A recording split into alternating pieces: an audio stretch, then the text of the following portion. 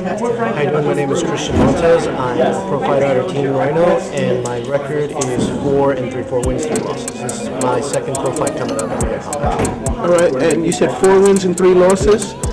Take us through that.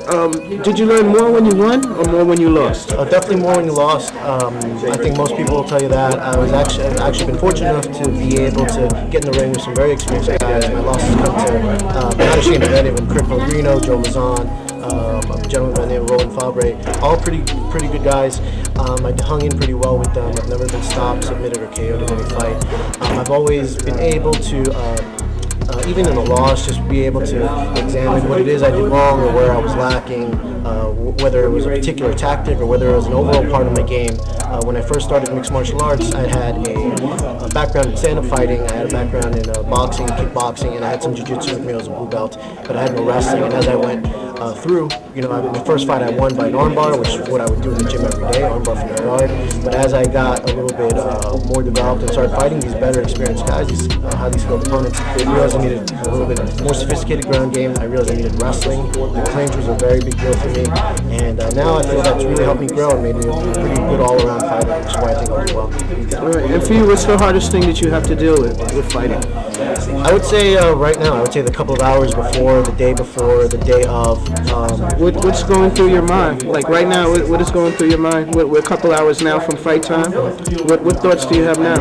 Right now, actually, to tell you the truth, I think of afterwards. I think of, in a day from now, it'll be over. I would have won. I'll say that to myself, and I'll be enjoying it. I'll have a couple of bruises, and I try not to internalize too much. I try not to give myself too much of that internal dialogue or think, because things are going to happen the way they happen. All that counts has been done. All the training's been done, all the preparation's been done. Now it's a matter of just letting my mind be in the right mind frame. I don't want to self-sabotage that in any way. What do you do to get to that mind frame? How do you personally get there? Personally, I just breathing. Just like Mr. Maggie said, just like to breathe and stay relaxed on the physical side.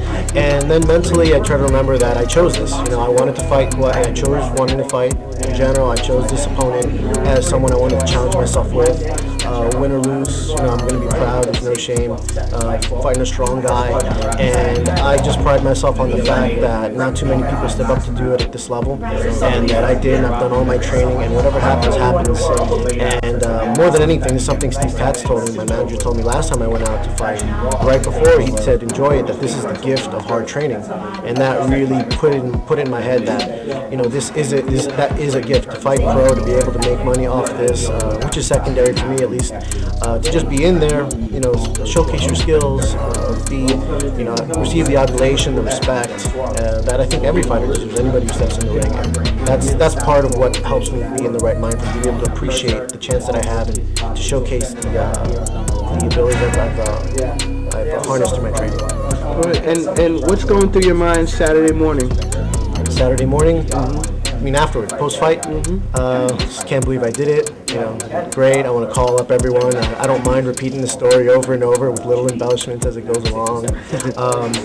Tell you the truth, win or lose, it's always like, I want to do it again. I want to do it right away. And you're in a little bit of a high there for a couple of days or even a week.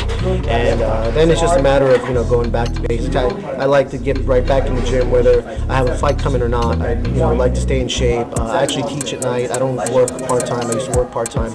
I got the opportunity to fight at the MFC in March, and I quit my part-time job in order to train and get prepared properly. I hadn't fought in 3 years before that, so it was very important to me. I get to teach at night in my own group, and it's just something that's going to snowball, I think, good success spiral. All right. Can you teach the children who are going to do this one day, what you're doing?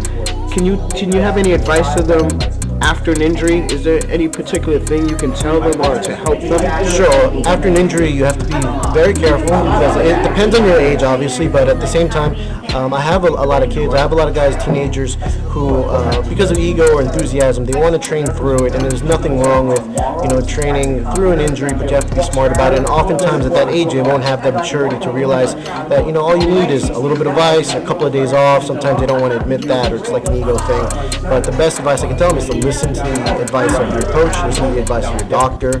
It's only a week, and the worst thing you can do when you're injured is get re-injured, and lose even more training time. So I would always advise them to, be with people that you trust and take their advice because they have more experience. You're with them for a reason. They're going to look out for you, and to not rush it. If you're young, if you have the gift of youth, then don't take that for granted, obviously. But at the same time, try to surround yourself with people that are going to guide you in the right direction and who are looking out for your best interests, and you should be okay. My name is Christian Montes, and you're watching The Life of the Fighter.